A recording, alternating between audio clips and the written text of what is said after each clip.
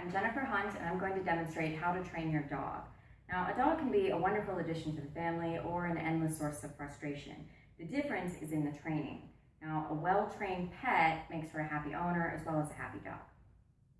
Now, we've all experienced the negative aspects of an unruly dog. They annoy us by stealing our food or jumping up on our guests or just plain not listening. They can be a nuisance to the neighborhood with their excessive barking and lunging at people when you're trying to walk down the street. They can be a danger to themselves or to others. So if they escape your yard and get hit by a car or bite a small child, there are legal ramifications with that. You have to pay damages, your dog can be taken away from you, or even euthanized. So, as a pet owner, it's your responsibility to train your dog. How do we do that? Just as with people, the most important aspect is communication. Dogs don't inherently speak English, so we need to use nonverbal communication in order to teach them to speak the same language that we do. The ASPCA's virtual pet behaviorist posted an article called Training Your Dog on their website, aspca.org. In the article, he says the most effective way to train your dog is with immediate consequences, both positive and negative, and use consistency and repetition. So, give a command. If your dog does what you want it to do, you give it a reward. If it doesn't do what you want it to do, you don't give it a reward. You do this consistently and repeatedly, and your dog will learn to associate words with actions. Now, we're going to demonstrate this concept with Max, who is an 8-week-old puppy. I'm pretending to get Max because he's not here for the practice speech. Now, we're going to use kibble as a reward and a hand signal as the nonverbal communication, and the word sit as the command. So we'll place Max down, make him sit.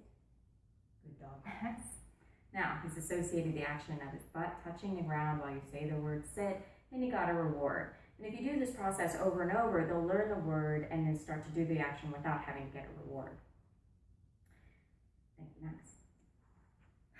All right, so Michelle Welton took this concept 100 times further in her book, Teach Your Dog 100 English Words. Now, in it, she explains how to teach the word no. The concept of no is actually a little tricky with animals because you're not giving them a command to perform a certain action, you're giving them a command to stop performing any action. Some people use physical means to teach the concept of no. Welton explains how to do this by using just body language. So, to teach no, you make yourself really big, you stand up tall and put your hands on your hips, the Wonder Woman pose. It's a dominant position. You get a very stern face and a stern voice, and you point down at them and you abruptly say no. It's a little scary for the dog.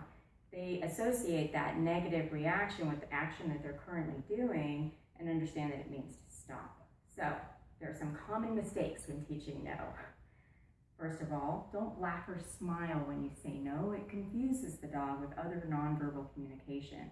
Also, you don't want to apply immediate consequences to an action that happened in the past. For example, if you call your dog over to yell at them for something they did an hour ago, they're not going to make that connection. They're going to assume they're getting yelled at for the action that they just performed, which was coming when called. Of course, we don't want to teach them to not come when they're called. Now, we do this over and over. Use the method, teach your dog many commands. We're going to demonstrate that process with Zoe. She's our finished product. She knows many, many English words. Zoe, come. All right. Come. Sit. High five. Good. Now, wait. Wait. Okay. And there you have it. Simple. Come. Sit. An important thing to understand is that dogs are pack animals, and that doesn't change when they move into a human household. So be the alpha. Dogs respect it. When you establish a hierarchy, they feel secure. They know what to expect and what's expected of them. So, how do you be the alpha? Calm, assertive energy. If you've ever watched The Dog Whisperer, you know that Cesar Millan preaches calm, assertive energy. And on his website, he wrote an article called Teaching the Sit Command. It's on caesarsway.com. In the article, he explains his method of using calm, assertive energy and nonverbal communication to teach your dog to obey commands without using the words. Now, if you notice, I use a lot of gestures and words when I communicate. This time, we're going to use those same commands with Zoe without saying any words.